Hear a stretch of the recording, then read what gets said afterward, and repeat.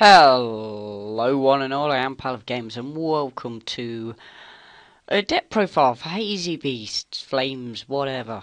Why did I decide to do this? Well, I just thought it was a deck profile what I wanted to show off because they deserve a bit of showing off, I suppose. And I think it's quite an interesting concept as a archetype in general.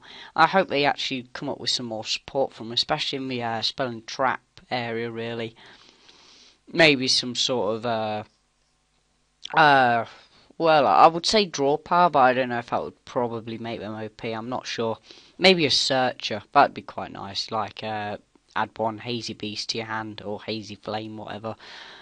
So let's get into the deck profile before this rambles on too long. So for monsters, we've got Blaster because it's a fire deck, so you might as well play Blaster, and it's quite beneficial to do so, I suppose, because you can end up with quite cloggy hands. Three of the new Hazy Flame, Hydra. He's great. I'll be getting into these in more depth at a later date, once I've just gone over everything quickly. Three Hypogryph, three Cerberus, three Sphinx, three Periton, three Griffin, and three Flamebell Fire Dog. For spells, we've got Dark Hole, three Upstarts, three Rekindling, three Night Beams, and three Hazy Pillars. And for traps, we have got Bottomless, a Compulsory, and three Hazy Glories.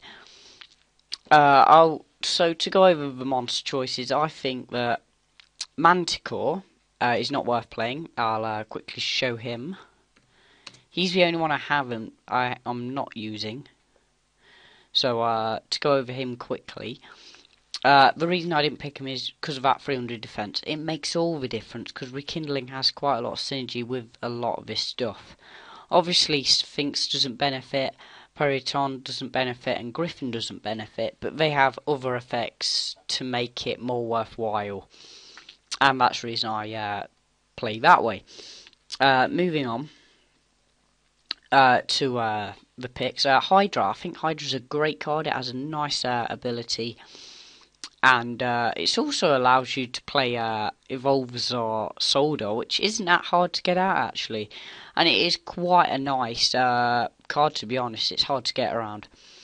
I use Hypergriff because it just fits the generic needing of 200 defense.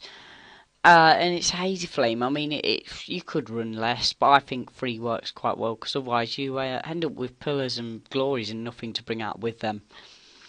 Cerberus, this is like your main card. This is the card which will help you out the most, because when it can be summoned regardless of whether you don't need to tribute necessarily to bring him out, and the fact that when it's destroyed you can add a hazy card to your hand regardless of whether it's a monster, spell or trap, meaning that you can open up a lot of plays from that.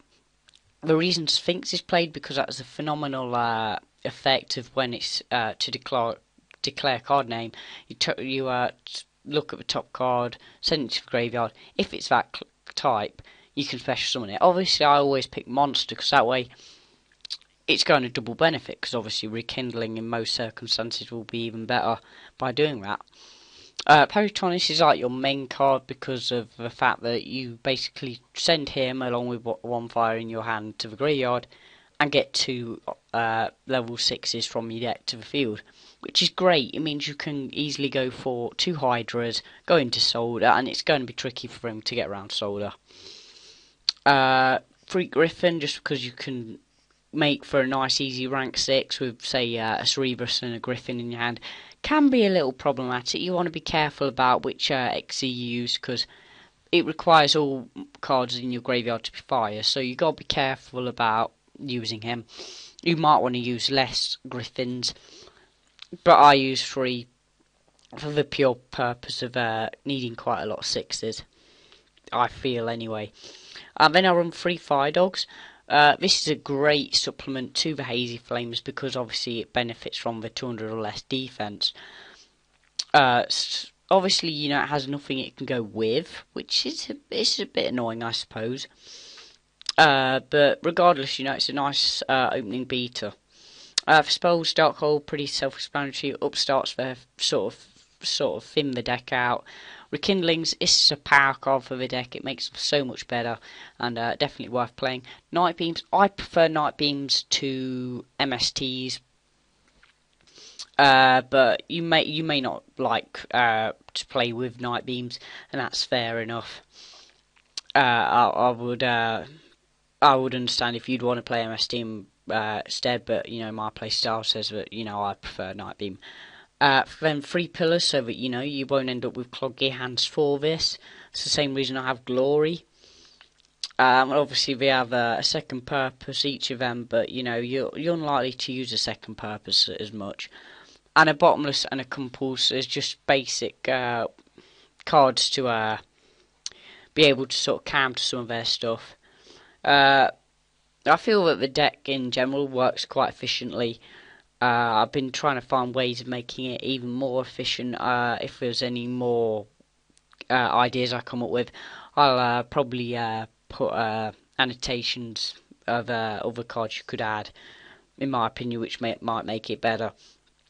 For the extra deck, I run 2 Gaia Dragons, the Thunder Charger, 1 Force Focus, 1 M7, 2 Bouncer, 1 Sword Breaker, 1 Chronomaly Atlantis, I should say. 1 Evolves Soldier, 2 Hazy Flame Boltress, 1 Line Monster Chariot Hisha, 1 Gauntlet Launcher, 1 Fairy Knight Iguana, and 1 Pilgrim Reaper. So there's you could play more M7s, to be honest. I'd structured this about when it was limited, but obviously since then you can change it back around if you want, and that's fair enough. I might even be tempted to play more of him, but to be honest, mostly you'll be playing Boltresses or Soldiers at the minute. That's what I seem to be playing a lot of. Very rare I go into anything else. Sometimes Bouncer, but other than them, it's very rare I go into anything else. I would say you could more than happily change it around, make it a bit different. But I just like to play as many options as possible. I would probably say that it's nice to play quite a lot of options, so that you have got quite a lot of counters to go into. I think that about covers it, to be honest. Let me know what your thoughts on the deck is, what changes you would like to make, and any other comment you might have on Hazy Flames or a deck profile you want to see in the future. Just let me know in the comments. And other than that, thank you for watching, everyone, and as always, goodbye.